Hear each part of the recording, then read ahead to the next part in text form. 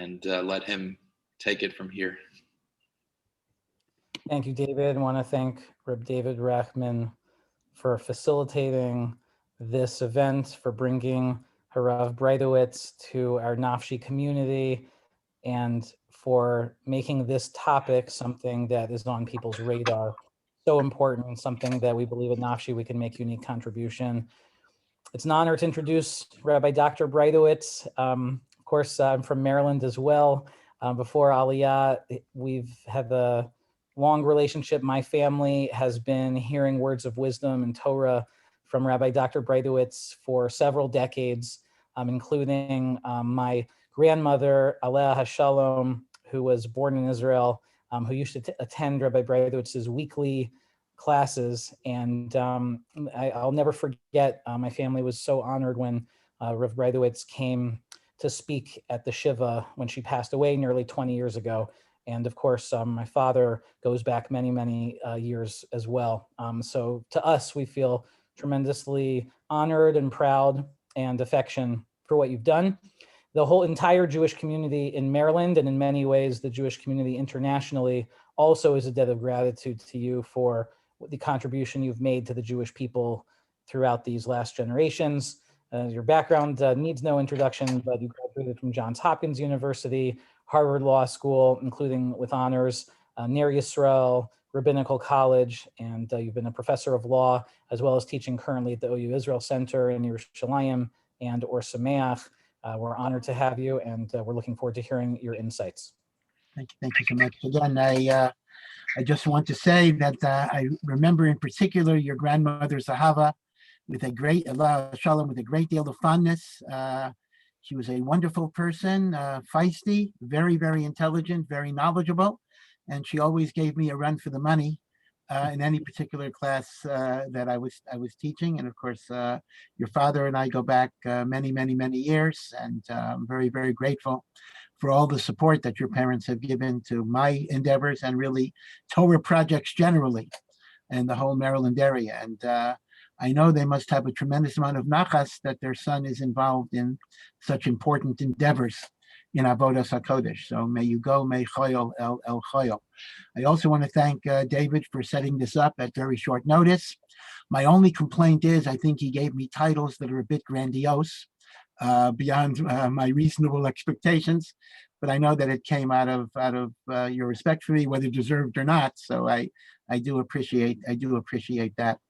The topic is a very, very painful topic, and I very much appreciate your honesty in getting together and trying to address this topic.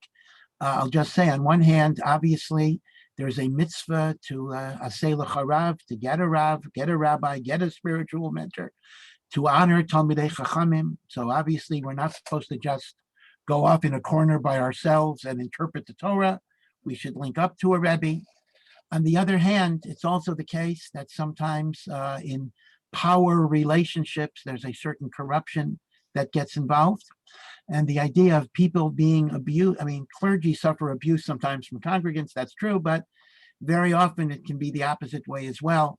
And this can sometimes be cases of sexual abuse in extreme cases, but even factoring all of that out, the notion of emotional abuse based on a power relationship is a very real phenomenon.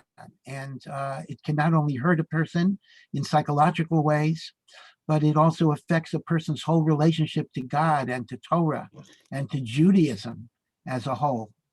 And I think part of our goal is not necessarily to solve any problems. We can't necessarily solve things, but to at least kind of define what the issues are and to give us coping strategies so that our relationship to Hashem and Torah and mitzvos and Yiddishkeit should not be impaired because of the unfortunate experiences we may have had with individual people that are in the system. So that's kind of my general remark to begin with. Now, how should it proceed? Should I just keep on talking, or do you want to ask questions directly, or how should we proceed? How about if Rabbi Mike could pose the questions on an individual basis, unless the Rav had them prioritized, but I think the Rav. No, I'm happy to go in whatever order Rabbi Friedman wants to go. That's great. Thank you. Thanks for the kind words, Rabbi Breitowitz and David. First, would you want to help us have some boundaries, the general framework for what you would categorize as spiritual abuse? Is it something subjective? Is it objective? What happens when someone perceives spiritual abuse by someone in a position of authority? Well, again, I think we do have to understand that not all perceptions are necessarily going to be accurate. I mean, let me give you a simple example. There are times, for example, when a Rebbe might affectionately, hug a student, and that's not necessarily any type of sexual behavior.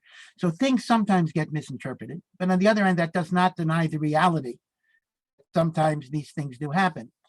But I think what I'm going to focus on primarily, and I have a feeling that that's your main emphasis, is that we're not necessarily talking about sexual abuse so much here. We're talking about the more intangible and more difficult to define concept of emotional abuse arising from power. And it's hard to define it because this is protean. This can take on so many different forms. But I think, to me, a very, very big warning signal is when your rabbi is trying to control your thought processes too much. In the tradition that I was raised in, and again, you also are a Muslim of Ner Israel, so you certainly know the Ner Israel approach, which goes back to Reb Ruderman, in turn the altar of Slobodka, was that a Rebbe and a guide is not there to tell you what to think and how to think. A Rebbe is there to give you information, to give you insight, to empower you to be able to take control of your life and to determine what your relationship to God is. So obviously, I mean, I still remember with great fondness the one conversation I had in my life with Rav Yaakov Kamenetsky, who was Rav Ruderman's first cousin. And number one, I was amazed that Rav Yaakov gave me 3 hours of his time. I did not expect it, but I was going through a certain life crisis, and Rav Ruderman thought I should meet with Rav Yaakov. And when I remember that conversation, I remember that Rav Yaakov Kamenetsky did not make a single concrete suggestion the whole time. He kept on feeling me out as to what I thought about the problem. And if I would say something, he would say, well, did you consider this aspect of it? And then I would factor it back into my thinking. And the whole concept was to bring it out of me. And I think to myself that that is the ideal rabbi or Rebbe Talmud relationship, in which I'm not here to tell you what to think. I'm here to allow you to broaden your horizons, to understand a perspective, and then take responsibility for your own life.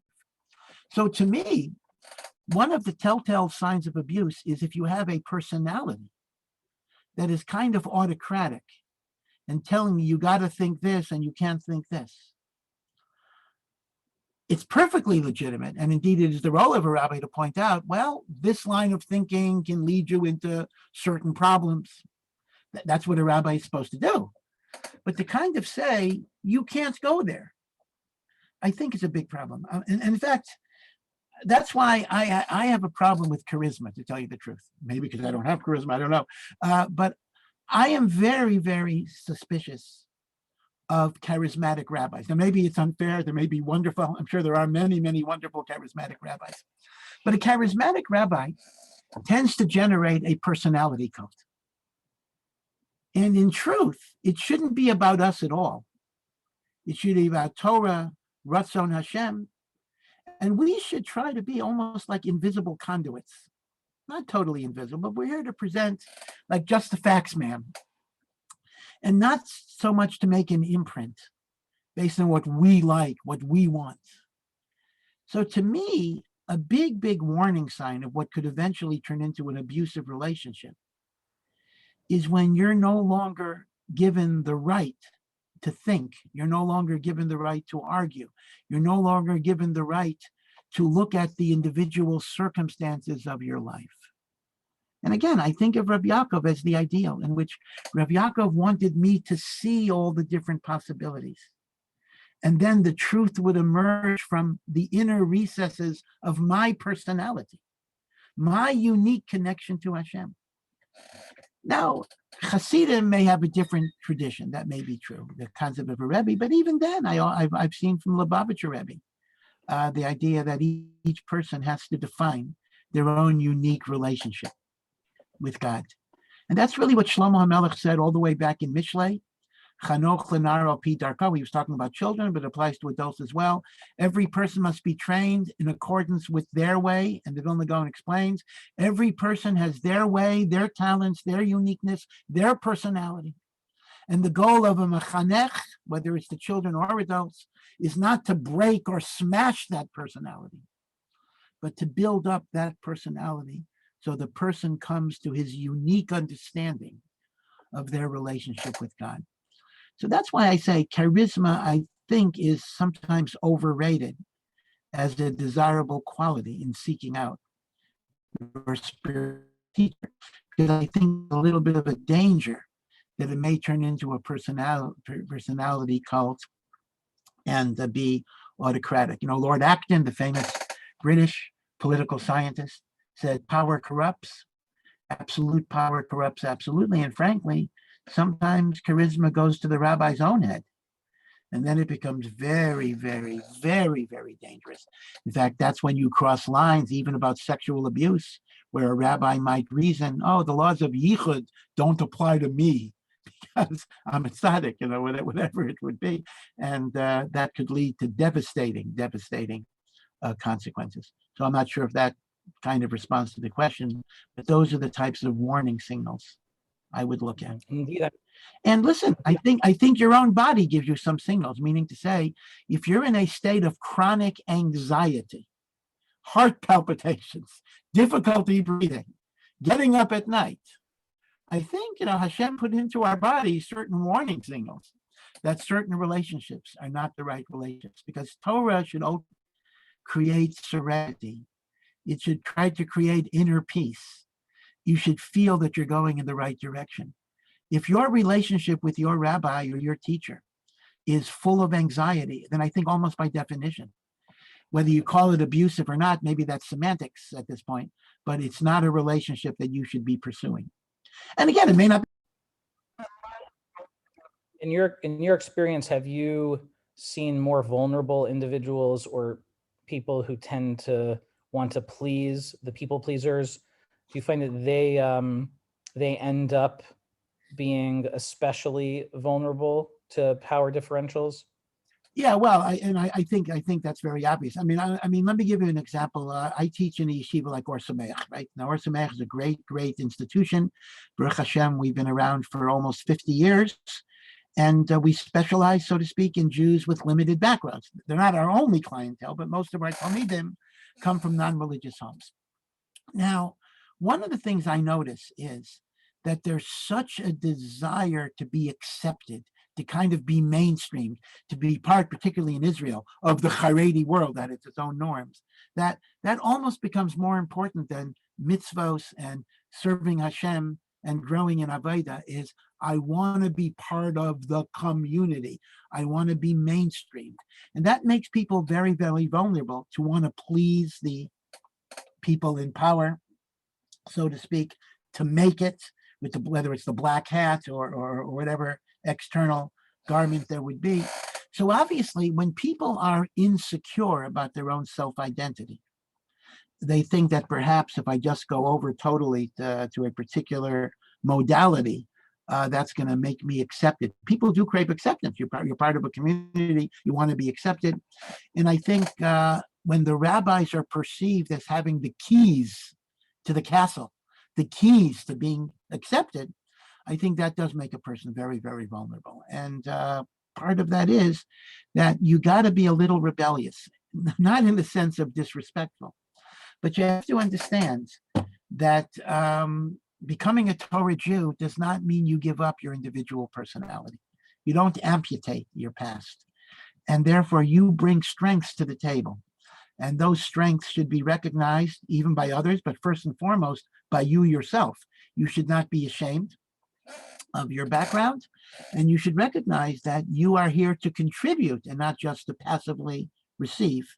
And therefore, any type of relationship in which you're not considered to be a contributing person is a demeaning relationship, a disrespectful relationship.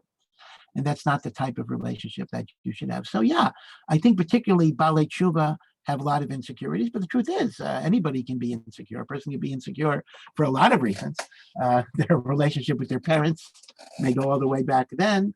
The relationship with other teachers, whether in the Jewish system or in the public school system, whatever the system.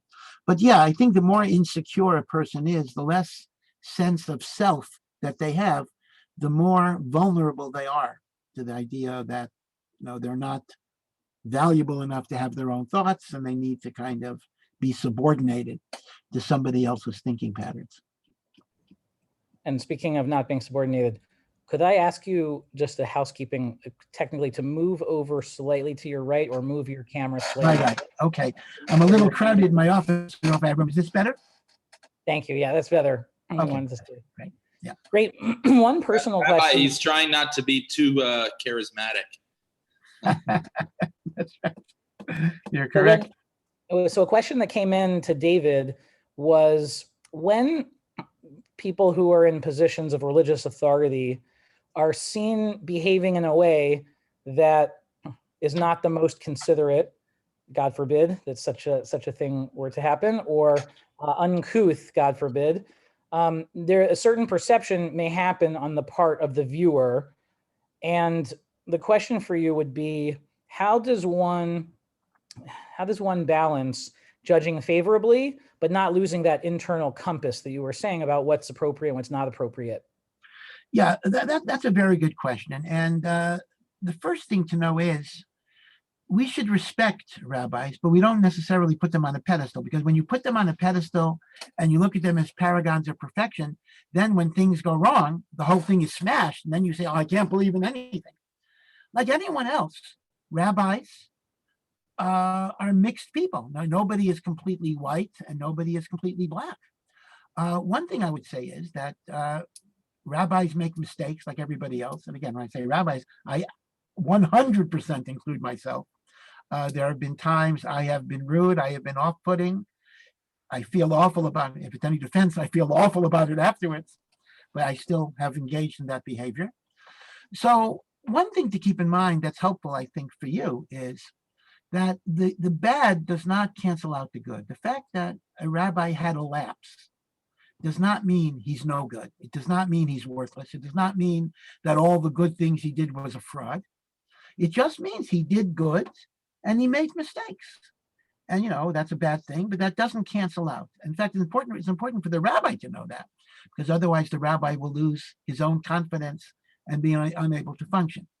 However, I think we do have to differentiate between what you might call, although this is not precise, but I think you'll get what I mean, what you might call the occasional lapse and the total systematic, constant behavior. The rabbi who occasionally loses his temper, the rabbi who's occasionally short with you, in other words, he's in a rush and doesn't want to talk to you. And even if he tells you, don't bother me, I'm busy.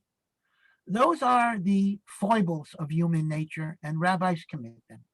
And I would hope that you would be strong enough to kind of grin and bear it, But when you have a person who's consistently abusive, consistently demeaning, consistently self-centered, consistently selfish, then the short answer is he's not the rabbi for you. No, the Rambam writes in Hilchos Talmud Torah that one is not even allowed to learn Torah from a teacher who has despicable midot. And that's an important thing. When you're looking for a teacher, you're not necessarily looking only for the most brilliant scholar or the most charismatic person, as I said before. You're looking for a person of kindness, a person of refinement, a person of care, a person of compassion. And yeah, within that framework, you have to be willing to tolerate lapses and mistakes, because that's human nature. Shlomo HaMelech says, Ein tzadik b'aretz asher yaser tov v'lo yecheter. There is no righteous person who doesn't make mistakes. I mean, after all, if you're so critical of the rabbi, you've made mistakes too. I mean, again, we've all made mistakes. It happens. But as I say, when you see that this is kind of a permanent fixture of their personality, then even according to the halacha, they are not the people from whom you should learn Torah. And it's very, very tragic. It is very tragic. I mean, here in Israel even, I'm aware of really great teachers, people who were wonderful teachers, who unfortunately did engage in very, very abusive behavior. And it's a little bit of a dilemma what you do with it. And maybe that's another discussion about clergy chuba. Can there be chuba for these types of offenses? In some cases, I very much want to believe there can be, but that's a difficult question. But at least in terms of your immediate connection with them, they're not the right teacher, because Torah is not just about information. Torah is about attitudes. It's about midos. It's about a way that you view the world. And if that worldview is skewed and distorted, then the Torah itself cannot be a true Torah. So I would say on one hand, there is obviously a lot of room for tolerance and forgiveness. We need to forgive the rabbis just as the rabbis need to forgive us. But at the same time, there's going to be a breaking point at which you have to part company. What about if a rabbi or a Rebbe, a school teacher, is in the habit of speaking sarcastically, either as part of his or her disposition, or because he thinks it will ingratiate himself with a cool crowd or a younger crowd, and there isn't one particular phrase that's sharp or biting exclusively, but it's a collective way that may be a joke to the rabbi or the religious figure, but someone who's sensitive is not perceiving it that way? That's really a very, very good question, and particularly in teachers in younger grades, or maybe high school or junior high school and the like, where sarcasm is often used as humor. And in some ways, for a lot of kids, this is a way they feel closer to the teacher. In fact, some kids like to be the butt of a joke or a sarcastic remark, or whatever it is. Let me tell you a vort I once read in the name of Rav Aaron Kotler. Rav Aaron Kotler was once asked why was as such a great Rosh Yeshiva, he has to wander from place to place collecting money for his yeshiva. Like, why does Hashem put him through such a difficult life? And Rav Aaron Kotler said, well, when you kill somebody inadvertently, the punishment of the Torah is called galus, going into exile. And every teacher of the Torah might be guilty of accidental homicide, because the words that we use can break a spirit and destroy a person. And Rav Aaron said, and that's why Rosh Yeshivas or Rebbes have to go into galus, collecting money. Very, very powerful. Our words can kill. Maybe we don't stick a knife in somebody's heart, but we can do just as bad. The old saying that our parents told us, sticks and stones may break my bones, but names will never hurt me, is unfortunately not very true. If anything, the bones may heal faster than the hurt feelings. So what I would say is the Rebbe has to be very, very careful about this. I personally don't like it, but I can see that in certain environments, it might be very positive. But the Rebbe has to know his clientele. For some kids, it's great. For other kids, it's poison. And if the Rebbe doesn't know which kids can take it, then shevi al taseh, don't use it at all. But in a controlled environment where the Rebbe knows that the kids know that he loves them, and they know there's caring, then a little bit of humor can in fact be nice. But it's like nuclear energy. You can use it in positive ways, but if you use it in the wrong way, you have a 3 Mile Island or Chernobyl or a Hiroshima. So proceed with caution. I think in any case of doubt, it is better not to use that type of method of teaching. Mm-hmm.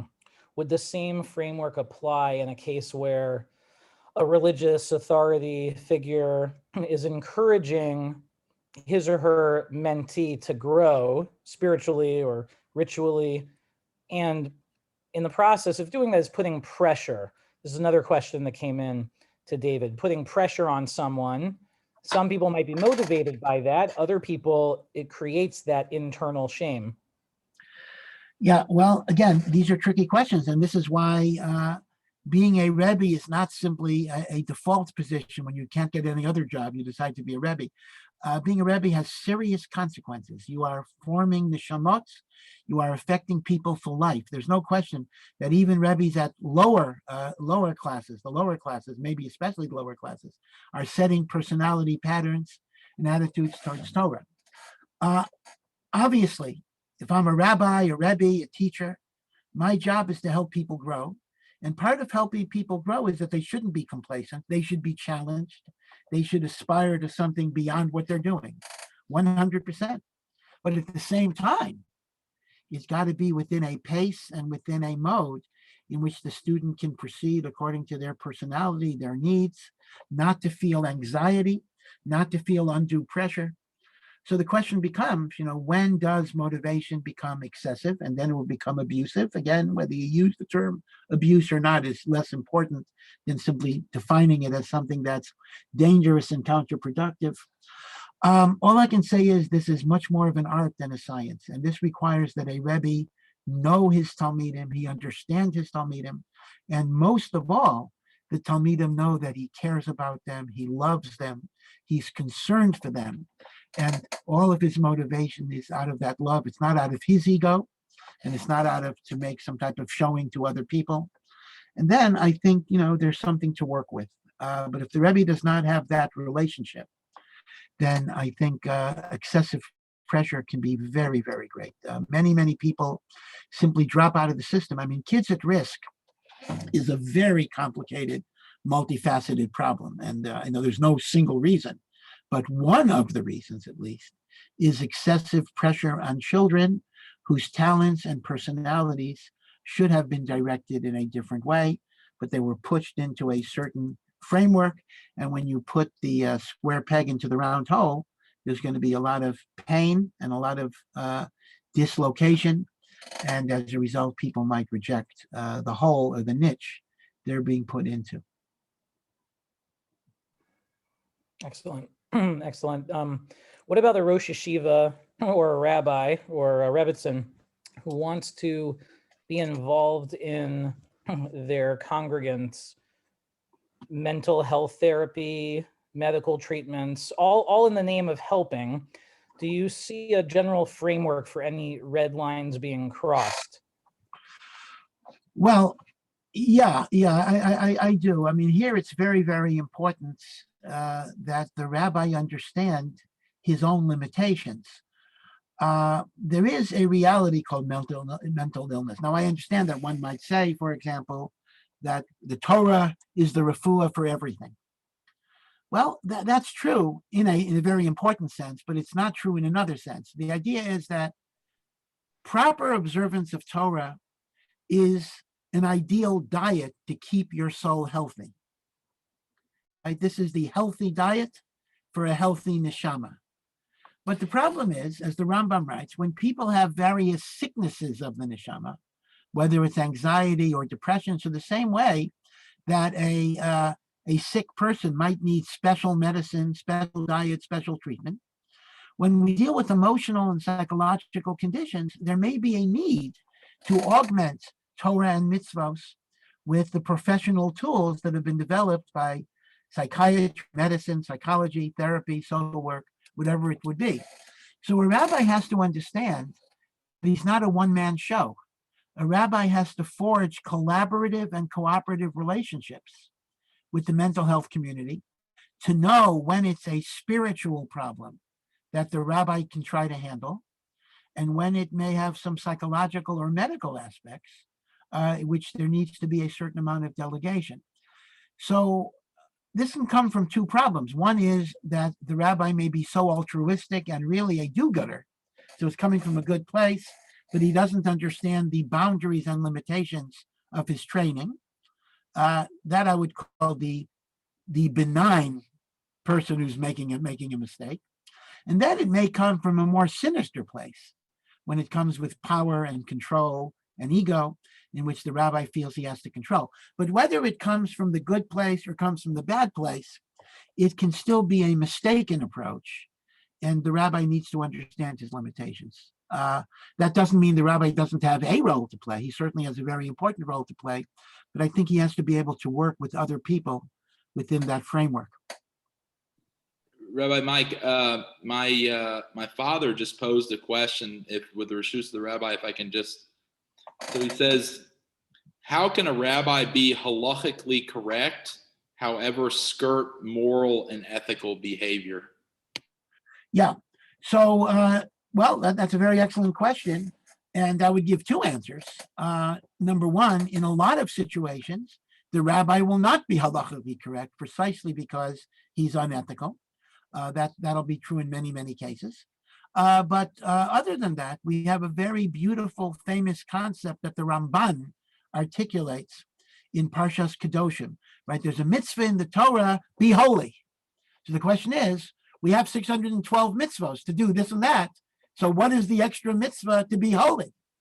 So it's a machlokas how to learn. But the very famous and great words of the Ramban is that the Torah is saying that it's possible for a person to be what is called a naval birshus haTorah. What does that mean? A disgusting, repulsive person who is living within the letter of the law. And Kedoshim Tiyu says, even if you're keeping the other 612, the 613th mitzvah is, don't be disgusting, which of course doesn't have a precise definition, but that basically acknowledges the fact that the mitzvos of God are a minimum, not a maximum. God established a floor and not a ceiling. And just because you have a floor doesn't mean you've built a life. It doesn't mean you've built a palace. It doesn't mean you have a building.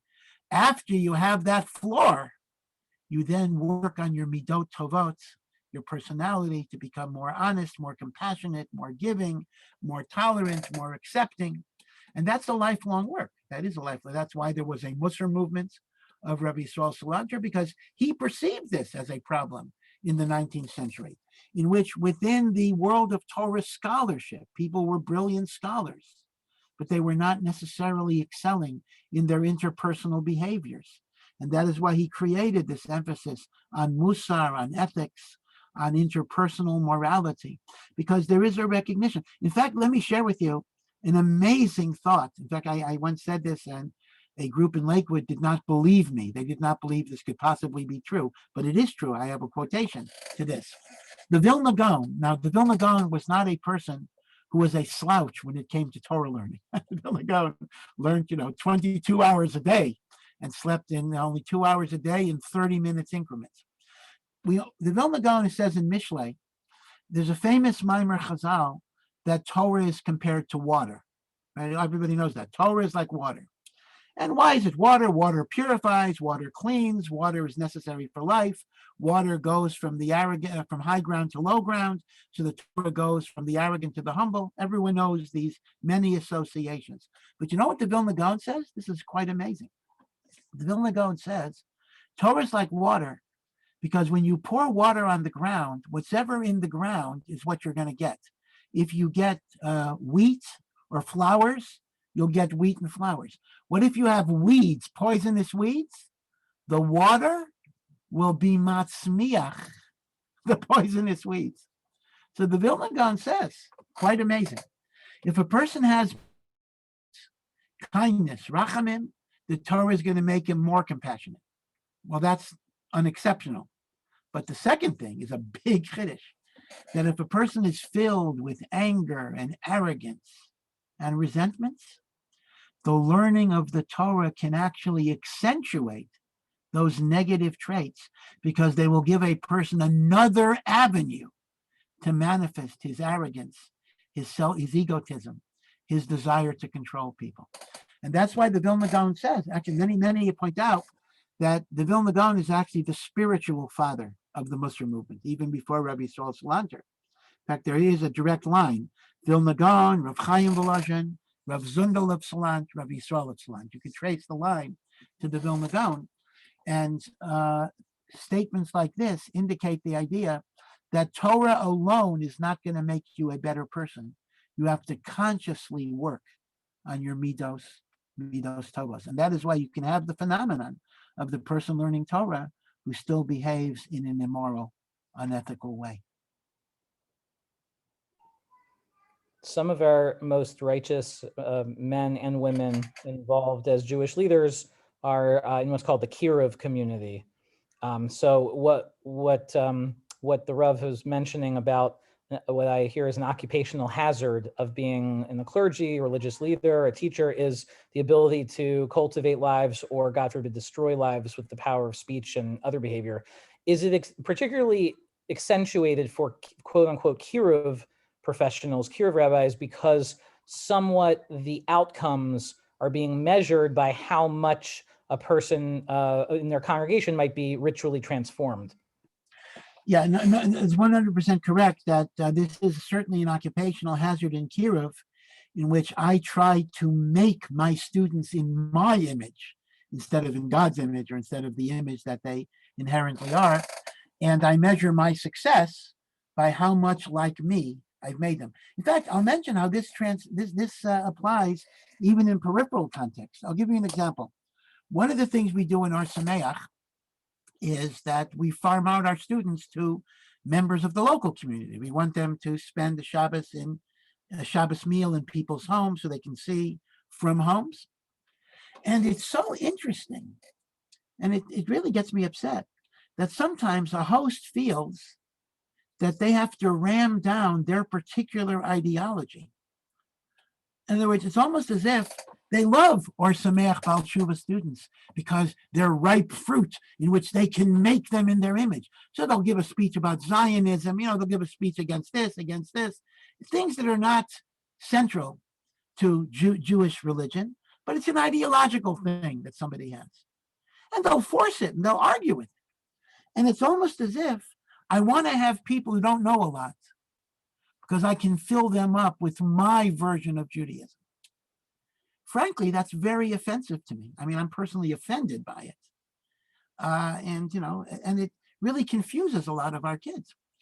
I mean, I don't want to toot Ohr Sameach's horn. I mean, we try B'davka more or less to shy away from some of those things. I discuss them in Q&As, but when I do so, I try to present both views. I will, for example, if I'm asked a question about Zionism, I'm not going to give a speech that Zionism is apicorsis, and I'm not going to give a speech that is the beginning of Mashiach. I am going to say there is a shita of Nature Karta, and there's a shita of Dati Liumi, and there is the Satmar Rebbe, and there is Rav Kook, and I want them to understand these different currents in Klal Yisrael so they can walk away with an understanding that there are different ways of perceiving this, as opposed to ramming down a particular view. I've been criticized. I've gotten letters from Zionists saying that I'm too anti-Zionist. And I've gotten letters from anti-Zionists saying, how dare I bring in Rav Kook? Maybe like the Kutzker Rebbe said, when you walk in the middle of the highway, you get hit with horses, they would say cars, coming from both sides. Maybe that's a sign that it's the right thing that I'm doing. So yes, there certainly is an idea that we have a built-in incentive almost to make people think like us because we have a certain view of what authentic Judaism is. All I can say is that the mechanech needs to be aware of this, and the mechanech needs to be open to the possibility that there are different ways of being a good Jew that don't have to mimic exactly what the mechanech is. In other words, the mechanech may be a Haredi product of black hat yeshivos, and he would consider that to be the best form of Judaism. But it's not the only form of Judaism. And for a given Talmud, that may not be the right direction to push. And therefore, you have to be open to, once again, I go back to this pasuk over and over again, Chanoch Lenar Al Pi Darko. And Judaism is not a one-size-fit-all type of religion. There are different approaches in Avodat Hashem. I'm not talking about conservative reform. I'm talking about within what we would call Torah Judaism. And we need to foster an environment where people are free to explore those individual choices. Rabbi Mike, do you mind if I ask a follow-up question on that? So I think it was maybe the Chofetz Chaim that said that there would be monetary implications involved in this generation in the yeshivas, if that's my understanding, if I'm understanding that correct. Once a person has entered into a Talmud Rebbe relationship or has entered into a certain yeshiva that has a certain hashkafa, and that yeshiva is bringing in funding based on following that particular hashkafa, is there something to be said, a way that we can judge favorably or understand it from the perspective of the yeshiva, of the institution or the individual rabbi, this idea to push a certain hashkafa? I'm not, maybe I should clarify myself. I didn't mean to say that a yeshiva should be so totally open-ended that they're not pushing a certain ideology or hashkafa. It's certainly proper. If I believe a certain derech is more emes, then I should articulate the emes of that derech. But number one, that shouldn't mean that I should just cover up the existence of the other derech. Meaning, if I really believe something is emes, I should be able to defend it by comparing it to another derech and say why, the reasons why I think my derech is better. And number two, I should recognize that even if my derech is perhaps the derech that is best for most of my talmidim, it may not be for all of my talmidim. And therefore, I should be willing to understand that what I consider to be the best hashkafa is not necessarily for everybody. So I don't mean to say you have to be totally neutral about this. You can push the derech, but you also have to have give people a leeway to be able to explore those alternatives. Don't shut it off. Don't make believe it does not exist. You know, a simple example, college, right? A yeshiva might say, we believe that our talmidim, should learn all day and should not go to secular university. But for some people, they're not able to learn all day. And then not only that, it'll get them depressed. It'll get them kind of lazy. They'll just be hanging around, not doing anything. For them, a profession and a secular education might be ideal. So once again, what I consider to be proper for the tzibor may not necessarily be proper for the individual yachid. And the Rebbe has to be attuned to both the yachid and to the tzibor at the same time. While we are all digesting Rabbi Breitowitz's responses, I'll encourage everyone, if you have questions at this point, please send them to David as the admin for this, and he can then share them in the remaining time that we have. And I'll take this opportunity also to make a public service announcement that Nafshi will be starting a support group with a clinical counseling eye and also a Torah-based facilitator together in order to process some feelings if any of you or anyone you know has been hurt by someone in a religious authority position. And right now we're grateful to Rabbi Breitowitz for giving us what we call psychoeducation and helping us internalize these ideas. And really, in order to process some of the wounds, if they're relevant, we are going to create a space to do that in private afterwards. Let me just give them, the chat's been disabled just for confidentiality, etc. They can send a WhatsApp message to +1 214 415 0317. Great. And can you repeat that one more time for everyone? +1 214 415 0317, and we'll try our best to handle those questions, and I'll hand people off to Rabbi Mike, a licensed counselor for the future support groups. Thank you for that, David, and for facilitating this. While people are doing that, if they have any relevant questions, I'll just loop back to Rabbi Breitowitz. I'm learning here now in the world of mental health therapy in Israel, for which we're grateful to have just moved, that there are certain communities where the norm in a clinical context is to, so to speak, include the rabbi in the therapy room. Sometimes that's literally, or most of the time I'm told that it doesn't mean that the rabbi is literally present, but it means more or less the rabbi is approving or not approving what the therapist is saying. Could you speak to that and what the boundaries are? Well, I was not familiar with that. And by the way, Mazel Tov on Aliyah. I was not aware that you're actually in Israel. Welcome. I would say that is either like the best idea I've heard or the worst idea I've heard, depending on the situation. And that is, it all depends on how comfortable the patient is with that relationship.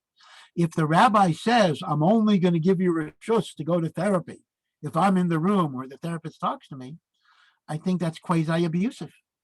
Sometimes the patient needs a safe space, maybe all the time, to be able to talk without fear of reprisal or exclusion or rejection from their Rebbe.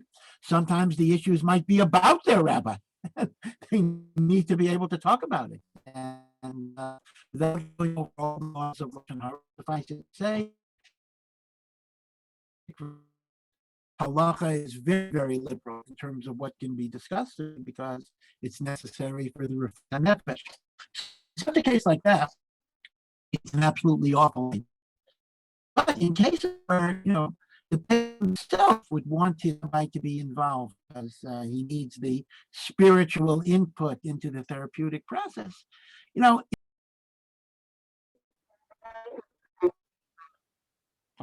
under no circumstances should it be some condition that a rabbi is imposing as a tanai to give reshus to be able to have therapy. So as I say, it's either the best idea I've heard or the idea I've heard, depending on where it's coming from. A question just came in. It's Yaseh Lecha Rav. How does one go about choosing a Rav with emphasis on avoiding abuse? Well, listen, this is going to be an experimental process. Yaseh Lecha Rav in some ways is almost like getting married in different ways.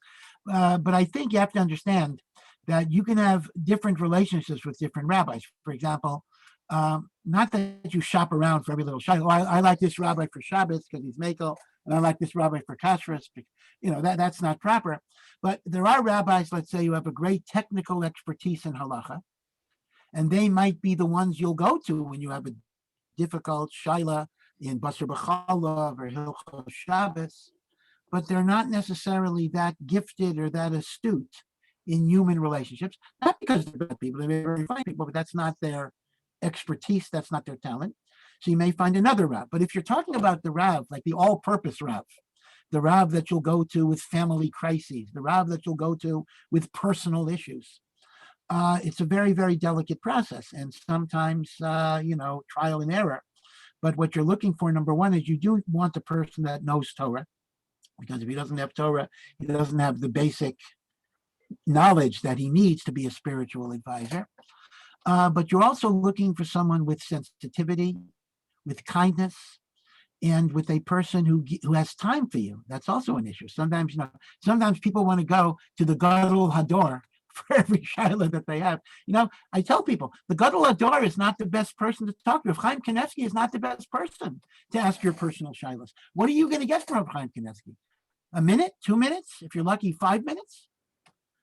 He's not going to have time to hear the story of your life. So one of the things you want in a Rav is a Rav who will give you the time that you need and will take the time to know you as a person.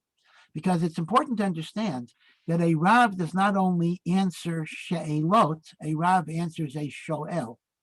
When a Rav answers a question, he's not just answering the question, he's answering the question as it emanates from the life of that particular person that is asking the question. So you're looking for someone who does have a knowledge of Torah, who has interpersonal sensitivity and kindness, who has time to give you and is willing to know you and understand the individual dynamics of your situation. As I say, sometimes it's a trial and error process. How do you know if it's the right person? Initially you go to a shir, initially you hear a sermon, you have to form impressions, and just like marriage, you never know till you do it. And sometimes you may have to, hopefully in marriage that's rare, but sometimes you may have to change rabbis. But those are the qualities that you're looking for.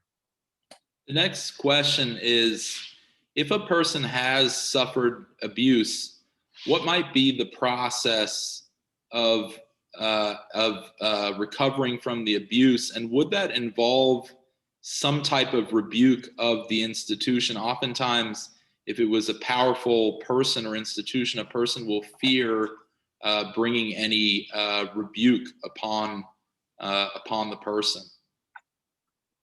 Yeah, again, these are difficult questions. In many, many cases, you seek your healing, you seek your closure, you seek your internal rebuilding, and kind of just cut off your connection with the source of the abuse. And, you go your way, they go their way. And sometimes that might be the best way to do it, especially if it's an institution that largely is doing good, but there are some problems. And if you bring out those problems, you may destroy the institution. But there are other times where you actually have a duty to be a bit more aggressive, not only because of your own healing, but because there may continue to be people that are victimized by, seriously so, by different teachers or by the structure of the institution.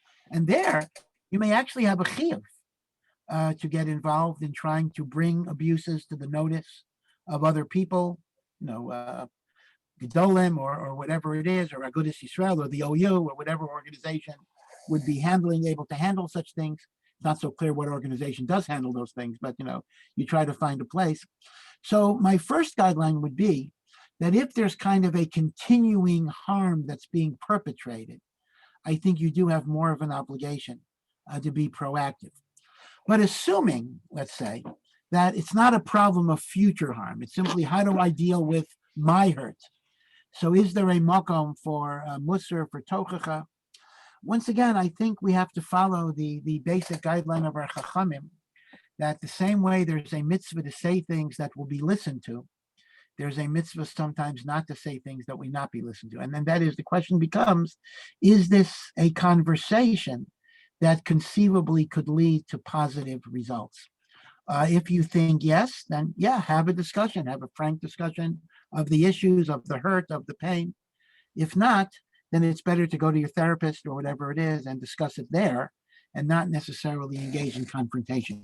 Meaning exposure just for the sake of exposure, for publicity or whatever it is, even if it makes you feel better, may not actually be a halachic justification to talk about the bad things that people have done. Your question always has to be, is there some constructive benefit that's going to be achieved by this? The next question is that, and it's reiterating something we brought up before, is the involvement of money in yeshiva's institutions and also relationships with talmidim. How does that come into play in terms of the relationship?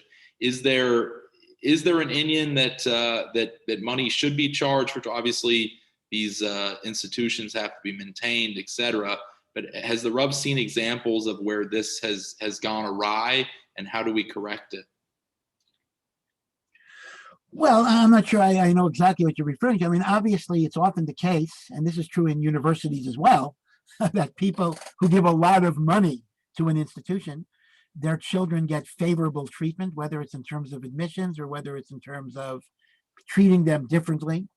And that can be very disillusioning and disorienting for people who see that money makes such a big difference.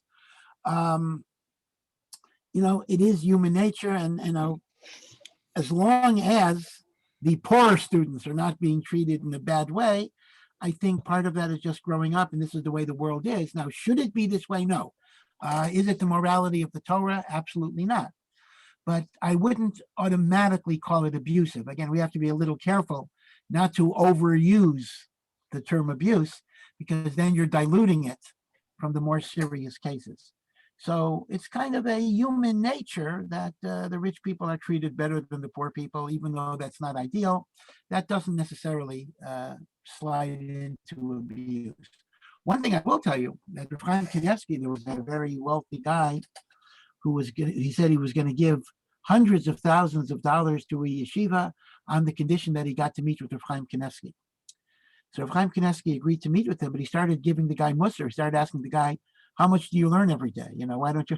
And the handlers were shocked because they thought this was going to endanger the whole donation. And the person said he was so grateful because Chaim Kanievsky was the first person who gave him a musar shmooze instead of kind of fawning to him and the like.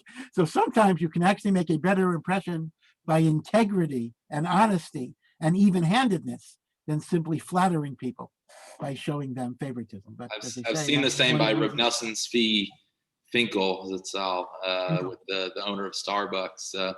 I have one more question that just came in. We have about 4 minutes. We're obviously going to respect the Rebbe's time.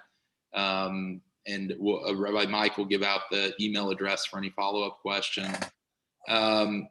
Is there a situation where it might be appropriate for a rabbi to embarrass somebody in public? Almost never. I just don't see how that's going to be constructive. maybe a situation, I mean, I can imagine some rare situation, the man is raping a woman in the middle of the base medrash, something like that. But if you're talking about a past deed, to bring it out in public, the answer is no. Again, I mean, it's simple. Malbin pnei chaveru barabim is keilu shofech damim. It is treated as murder. So in effect, you're asking me a question: does a Rebbe ever have the right to murder a student? But pashtus, very rarely, if ever, right? So that is absolutely awful, and that can destroy a person. That can literally destroy a person for life. So I don't see any. Humiliation is not a pedagogical strategy. It is legitimated by the Torah. Okay, we have We're about very 3 minutes left. Rabbi. Sure. Yeah, we're very grateful, Rabbi Dr. Breitowitz, for your time and your words and your humility, somebody who is a paragon of virtues.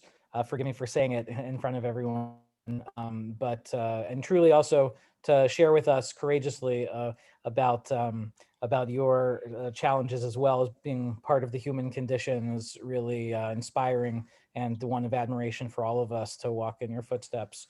And there's a famous, there's a famous letter from Rav Hutner. Rav Hutner did not like the genre of Gedolim biographies, although Baruch Hashem, they've gotten better, because you read the biography of a Gadol, and like when they were 4 years old, they finished Shas, and 5-year-old Yerushalmi, and 6-year-old the Zohar, and you just look at this amazing superhuman perfection.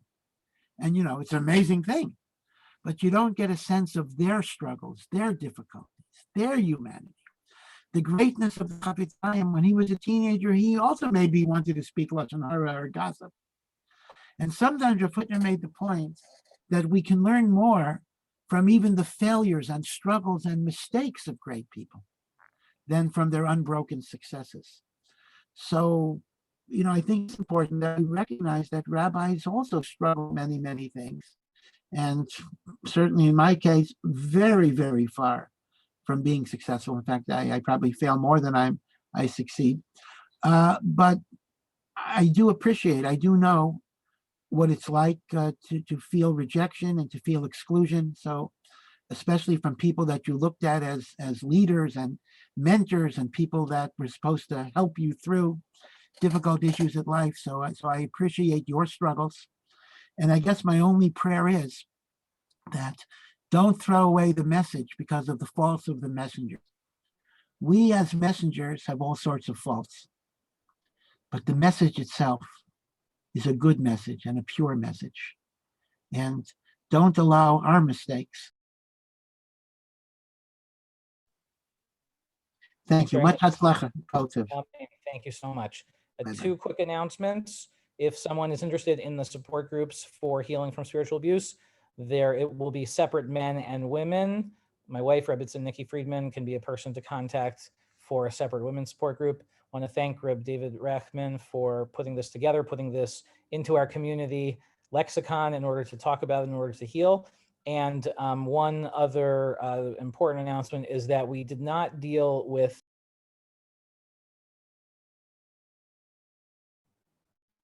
but if one finds in their home environment there is a power differential, then please contact us or reach out to a mental health therapist in order to try to help assist. We're very glad to assist. All questions for support groups and about Nafshi, you can send to info@nafshiwellness.org, info@nafshiwellness.org. Thank you. Okay, we're going to end the meeting here. Thank you all for attending. Thanks, David. Thanks, Oscar. Nata.